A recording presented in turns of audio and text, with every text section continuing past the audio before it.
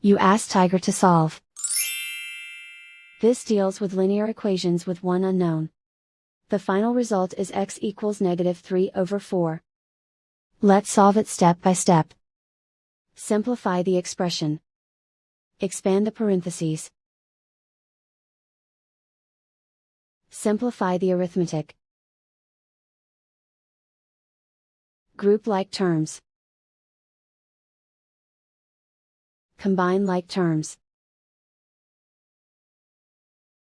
Group all constants on the right side of the equation.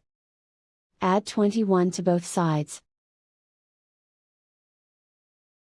Simplify the arithmetic.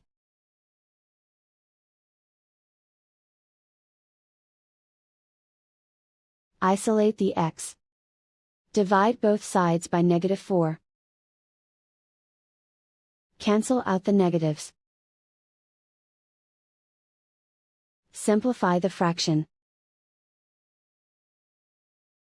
Move the negative sign from the denominator to the numerator.